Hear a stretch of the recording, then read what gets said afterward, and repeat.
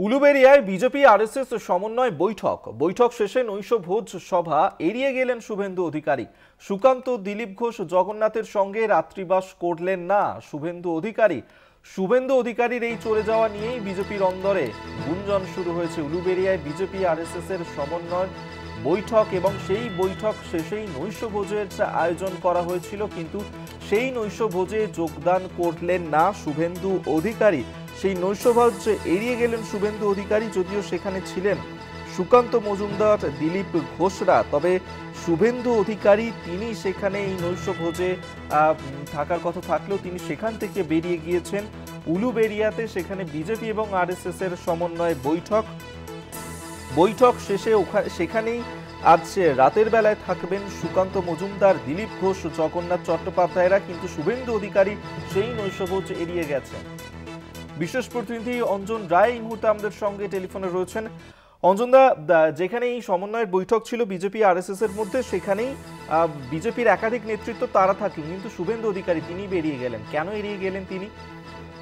দেখো, আমাদের কাছে যে খবর, শুভেন্দু এবং শ্রমিক ভট্টাচার্য এরা দুজনে চলে এসছেন। বাকি যারা আজকের এই বৈঠকে আমন্ত্রিত হিসেবে গেছেন তাদের মধ্যে দিলীপ ঘোষ, সুকান্ত মজুমদার, এরা জগন্নাথ চ্যাটার্জি, এরা সবাই রয়ে গেছেন, লকেট চ্যাটার্জি, অগ্নিমিত্রা, সবাই রয়ে গেছেন। এখন এইটা কেন হয়েছে, আরএসএস তাদের কেন ছেড়ে দিয়েছে? যে ধরনের বৈঠক, আরএসএস এর নিয়ম অনুসারে রাত্রিবাস করতে হয়, এটাই তাদের নিয়ম, এবং যেখানে যেরকম ব্যবস্থা থাকবে সেই ব্যবস্থার সঙ্গে মানিয়ে চলতে হবে, এটাই আরএসএস এর নিয়মের মধ্যে পড়ে। সেক্ষেত্রে কেন শ্রমিক ভট্টাচার্য এবং শুভেন্দু অধিকারী চলে এলেন এখনো জানা যায়নি। তবে আরএসএস সূত্রে বা অন্য সূত্রে আমরা জানতে পারছি যে এটা নাকি শুভেন্দু এবং শ্রমিক ভট্টাচার্য দুজনেই জানিয়েছিলেন আরএসএস নেতৃত্বকে যে তারা রাত্রি থাকতে পারবেন না, শারীরিক কারণেই তারা রাত্রিতে থাকতে পারবেন না। তাদের দাবি হচ্ছে যে আরএসএস তাদের অনুমোদন দিয়েছে, কিন্তু বিষয়টা নিয়ে কিন্তু একটা বিতর্ক হয়েছে যে কেন তারা দুজন চলে গেলেন। এমনি আজকে সমন্বয় বৈঠকে পশ্চিমবঙ্গের প্রেক্ষাপটে দাঁড়িয়ে মত বিনিময় হয়েছে।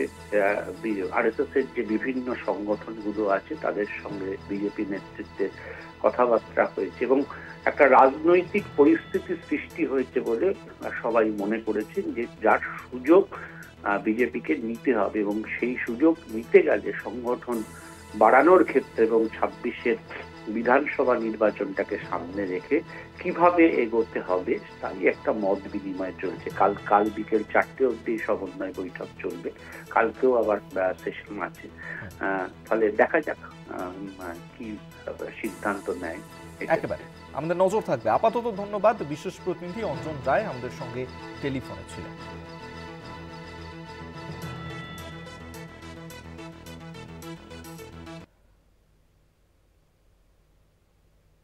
বঙ্গ বিজেপি ঐক্যবদ্ধ ছিল, আছে, থাকবে। বিজেপিতে এসব কিছু হয় না। আর কখন কোথায় কারা কিভাবে মিটিং করবেন সবসময় তো সাংবাদিকরা তার খবর পান না।